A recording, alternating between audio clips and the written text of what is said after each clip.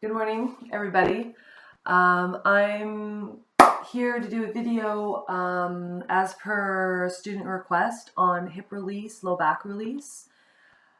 This is going to be a short video. I'm going to try to keep it short, about 10 minutes, 10 to 15 minutes. It will be a short series that you can use at the end of your yoga practice to help open up and release through the hips and low back. It could be something that you can use after your gym program. It could be something that you can put in the middle of your yoga practice if you wanted to. It could be a standalone practice, so it could be something that you do as your practice for that day to take 10 or 15 minutes to become super focused on becoming present in your physical body and also giving yourself some hip and low back medicine.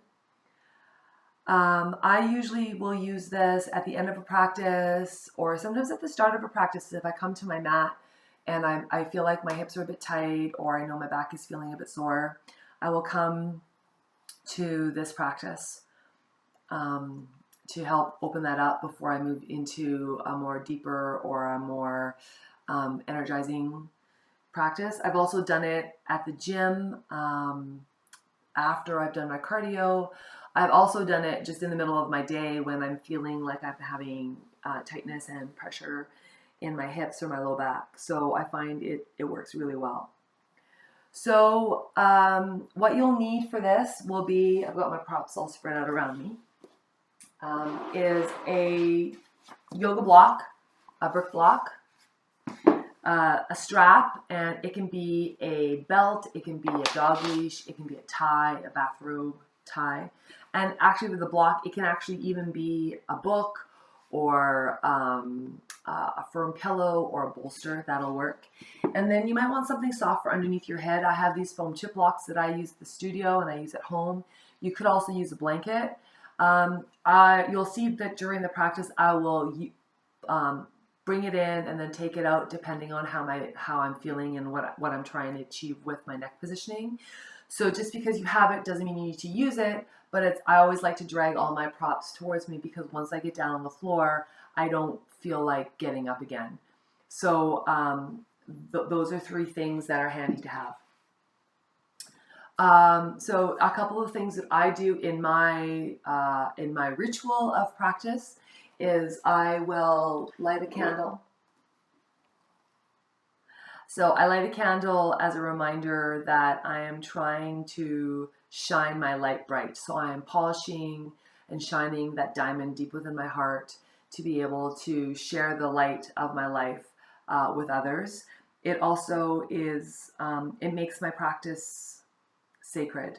So I share a lot of my sacred practices with people because in my mind, sacred doesn't necessarily mean secret. It's something that is important to me and it's something that is revered, and it helps me to focus my awareness and my attention that I'm coming down to my mat or to read my cards for a very specific reason. And so this is that reminder. The other thing that I like to do is I like to draw a card. In my home practice, I draw a card, and I'm using The Universe Has Your Back deck by Gabby Bernstein. I really enjoy this. She's got a book of the same name that I've read, and those of you that have been in my goddess workshops with Rena Johnson will recognize this as one of your takeaway gifts, okay? And so I drew a card before I started the video because drawing a card can be quite a lengthy process for me and I didn't want to have you be involved in that. But the card I drew was this one.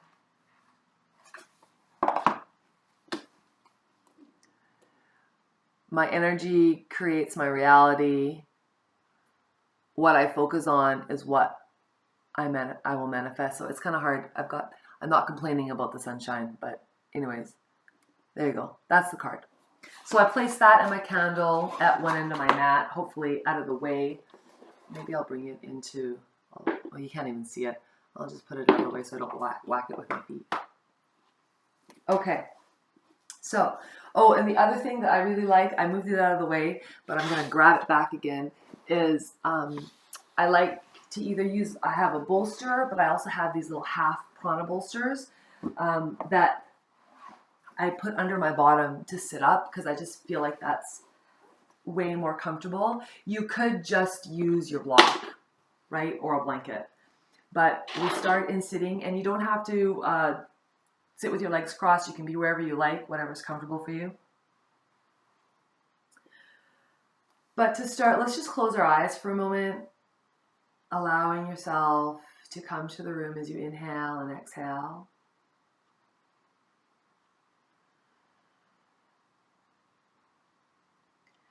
So just take a moment to think about why you've come to your mat.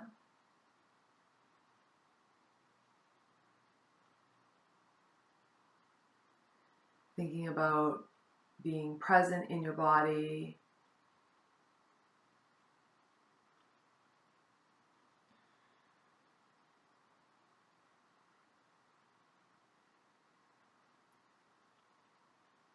You might be considering thinking about your points of contact on the floor, lengthening through the spine.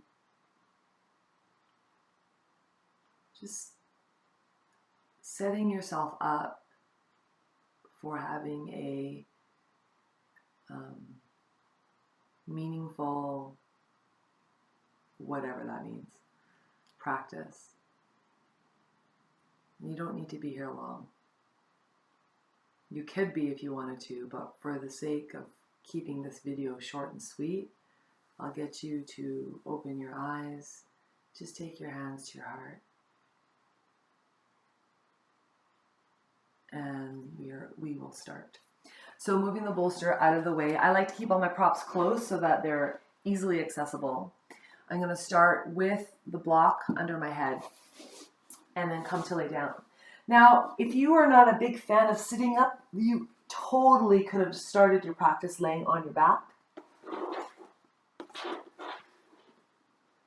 Okay, so we're going to start with one of my favorite check-in exercises. It's a modified version of Thomas Hanna's somatic arch and curl. So I just like to take my hands on my pelvis to remind me of where my brain is, what I should be thinking about. And then as I inhale, I'll let my back move into the arch, which is basically an extension of the front body. So the hip bones are moving forward. The back is creating a space. And then as I exhale, I'll move into my curl, which is a flexion, pressing the back body into the floor. Inhaling as you arch, exhaling as you curl. So just continue this at your own pace. And I would just like to remind you that any amount of movement is good. So we're doing this to help to open up through the hips, to maybe use it as pain control, management of pain symptoms, a way to increase mobility. So that will happen in a more natural, organic way if you're not pushing to your end range every time. So keeping it in a range that is accessible for you. It's super important that you're not aggravating or reactivating your typical pain symptoms. So sometimes if my back is flared, my movement will be here. It'll be super small. But any movement is better than no movement. So think about how your back is feeling today and then match that with your movement. You're wanting this to feel better. This is not a no pain, no gain situation. That's not a theory that I subscribe to. It used to be, but not anymore. You know, about 20 years ago, it used to be, or even 15 years ago, it used to be, but not anymore. So just doing your arch and curl, working with your breath. If linking your breath is not comfortable for you, then just breathe and just allow your body to move. exploring your range of motion, creating pliability in conjunction with contractility. So we're always working, finding that balance between contraction and elongation, right? We want to have both. We don't want to be so elongated that we're unstable and loosey-goosey, but we don't want to be so contracted that we're rigid and immobile. So this is one of the ways that you can start to explore that for yourself. Okay? I'm also super conscious of when I'm doing this, of what's going on with my feet, having them pressing gently into the floor. I'm also conscious of what's going on with my neck, just allowing it to move naturally. And then just come to stillness. If it feels good for you to take your legs long, you may want to do that just to open up through the front of the hips. Sometimes the hip flexors can get a little bit tight. And also just to feel your body and how it feels in this position. Now, if my back is super tight, or if I have a history of disc herniation, so if I'm having a lot of symptoms, this isn't really my best position. I feel much more comfortable having my knees bent. So again, I encourage you to do what works for you. All right, now you're going to take your feet a little bit wider apart, and you're just going to start with what I call windshield wiper legs. Now, start small. It doesn't need to be big. Again, any kind of movement is better than no movement. So just work with a range that's comfortable for you. And when I do this exercise, I think of keeping my shoulders connected into the floor. So my shoulder blades are always drawing away from my ears, but I'm also thinking of grounding, firming my shoulder blades into the mat so that my upper body becomes my anchor, which allows my lower thoracic and lumbar spine to explore their mobility in a secure way. Now, I should say that if any of these things increase your symptoms, you can decrease your range of motion or skip the exercise, right?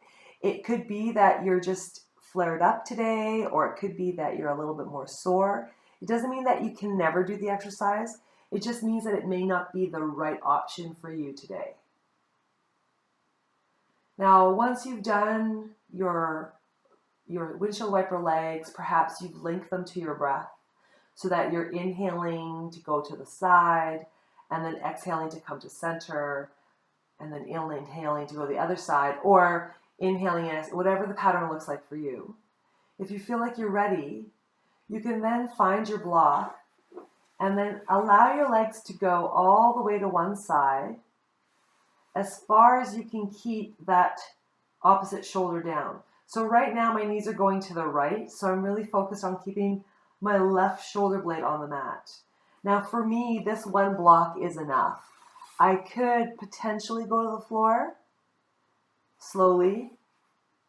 So I'm very conscious that there's a big stretch happening through here. And at this point, it's okay. But should it start to become not okay, more than what I would like, then I would take that away.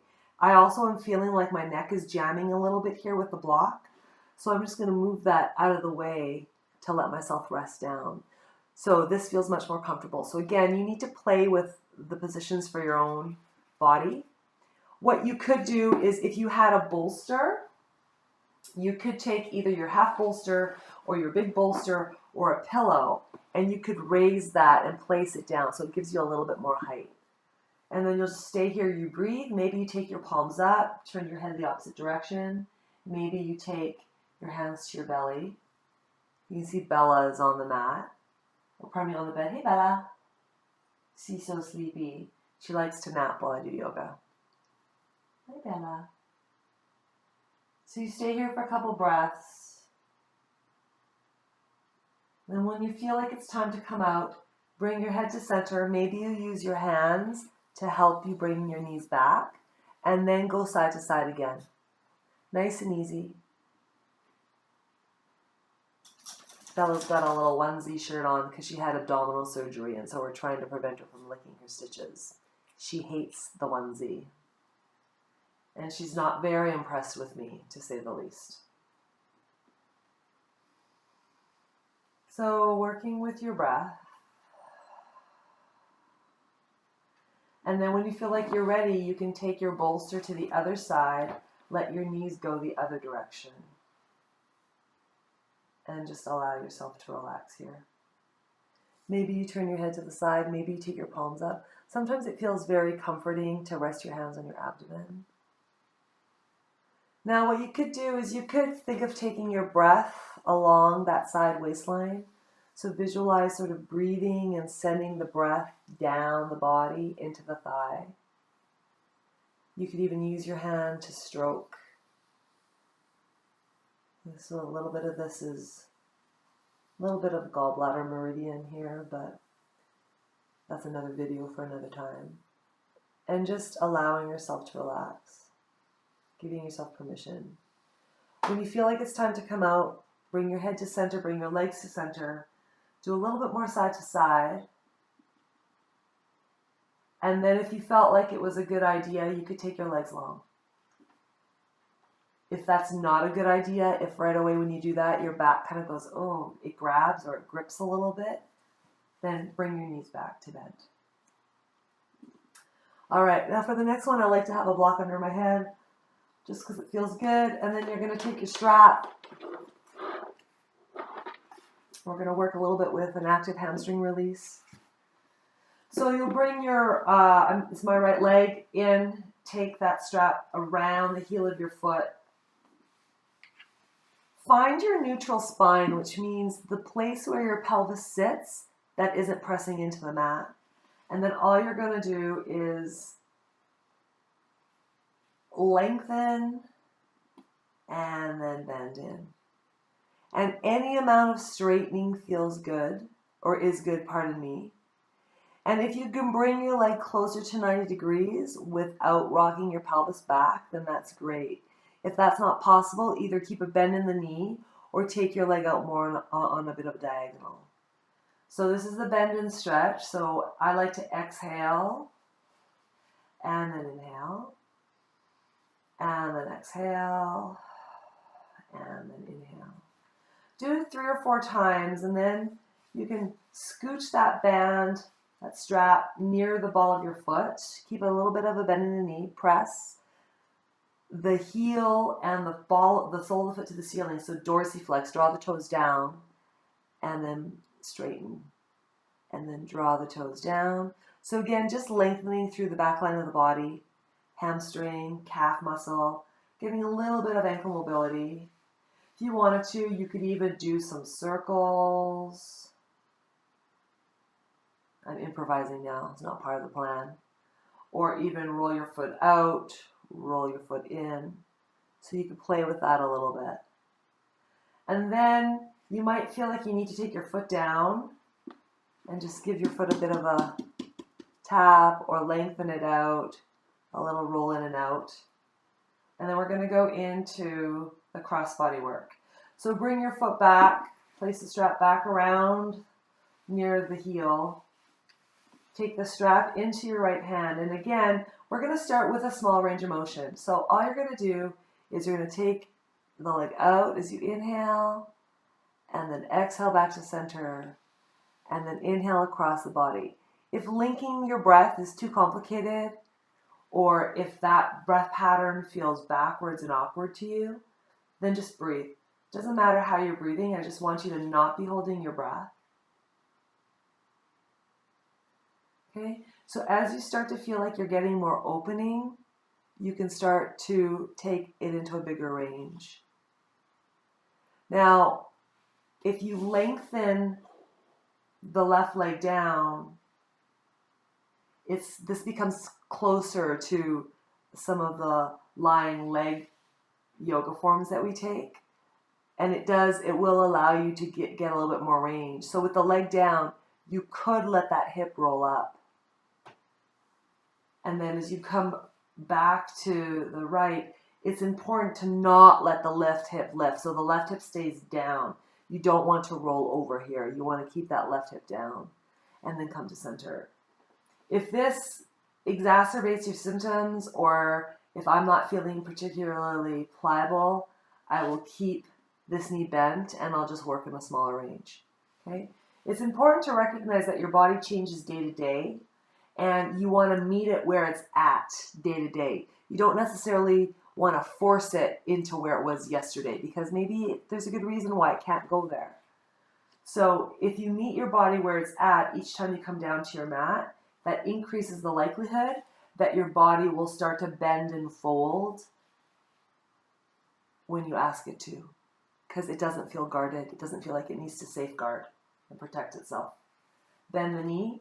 You could take that leg long, wiggle it side to side. If it felt good to you, you could take this leg long too. I'm going to keep it bent because that makes me feel happy right now. And then we're going to switch to and go to the whole thing on the other side. I'm going to work a little bit more quickly so that we can get through this video. Imagine that, me talking too much. Crazy, I know. Okay, here we go. You're going to exhale, maybe, and inhale, maybe. Bending and stretching, pelvis is neutral, core is engaged. Reaching. Now, I haven't talked about core engagement at this point, which those of you that know me are thinking, why hasn't she talked about core engagement? When I do these exercises, if my back is feeling good, if I'm feeling comfortable and pliable, then I want to keep my belly soft because I'm more interested in a more natural activation, and I'm not working really deeply into stuff, so I don't feel like I need the support. I'm also curious to increase and investigate my range of motion. If I was having a challenging day, start to point dorsiflex and plantar flex, then likely I would engage my core to provide myself with a little bit more lumbar spine support and to help me maintain my neutral positioning. And that would make the exercises feel better for me. So I don't need you to do anything, but I recommend that you pay attention to see how your body's feeling. If you're doing these exercises and it's aggravating and irritating, then maybe you need to do a little bit of core engagement and maintain that gentle engagement while you do the exercises, which I will talk about in another video. Good. And then take your foot down, just tap that out, get the blood back, maybe. Okay. Taking lots of breaks in between each of the exercises gives you an opportunity to check in and see how your back is feeling so that you can actually see, is it getting better? Is it feeling worse? Is it feeling more pliable? Right? If you take a break, then you have a chance to evaluate each movement independently of the rest to give you an idea of whether it's appropriate for you or not. So then the crossbody work, we're going to inhale, we're going to go to the outside. This hip is going to stay down. Sometimes I put my hand there to remind myself to not let the hip roll up.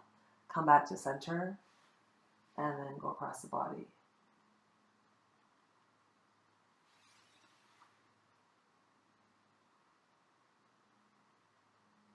And then I'm going to explore a little bit bigger range because I feel like that's good for me right now.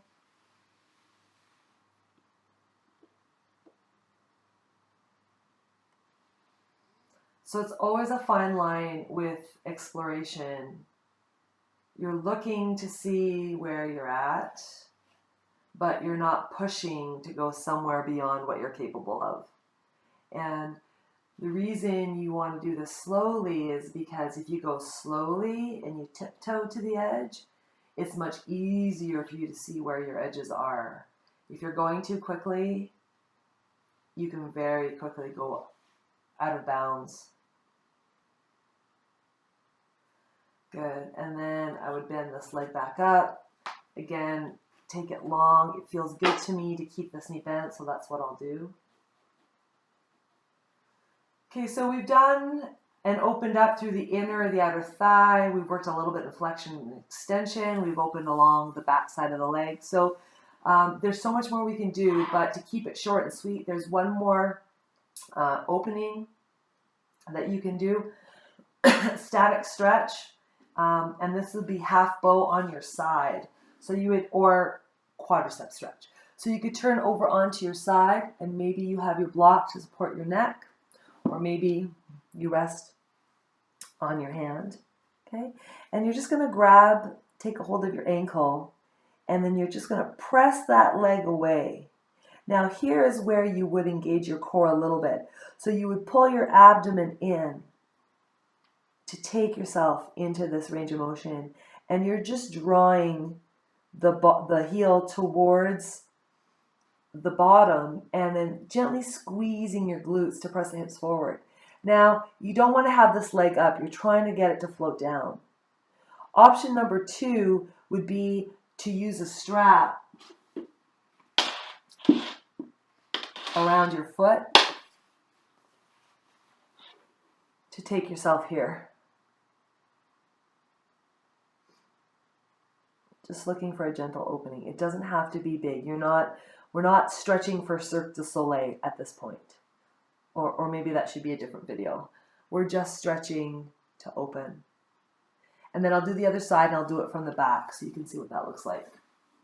So then you would just turn over.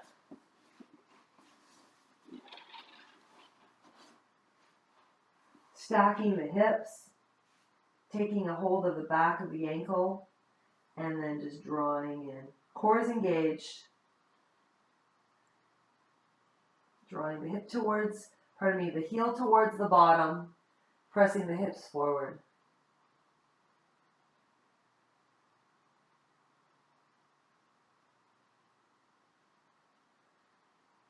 Holding for about 30 seconds or so, maybe more, and then you could release. And then come back onto your back. If you had time, you could now go into Shavasana, relaxation pose. So you could either tent your knees, or you could have a bolster underneath of your legs, underneath your knees. Take your legs long, palms up, palms down. And I always do at least a few seconds, 30 seconds here, just to feel my body in its new form.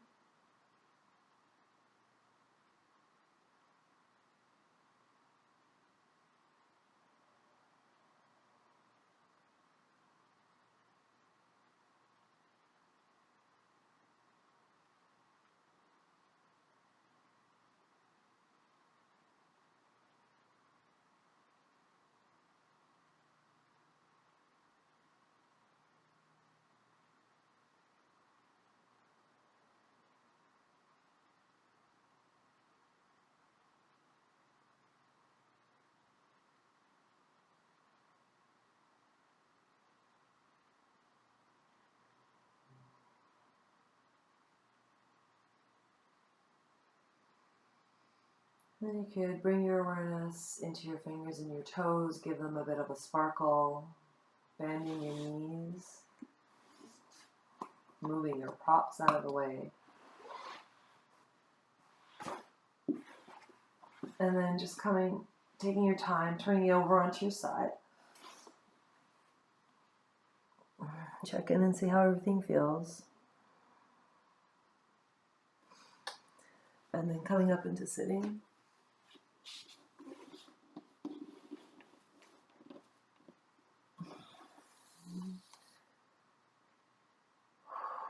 Taking your hands to your heart, bowing your head.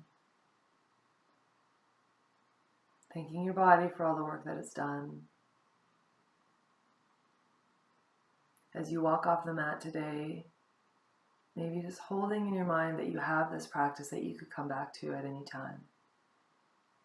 Done in pieces, in sections, or done in fullness, done in its shortened form, or done in a much longer practice. It's available to you so that you can take some power back on how you feel in your body. Opening your eyes. Namaste. Thank you for watching. If you have any questions, you can email me at ellen@epwellness.ca.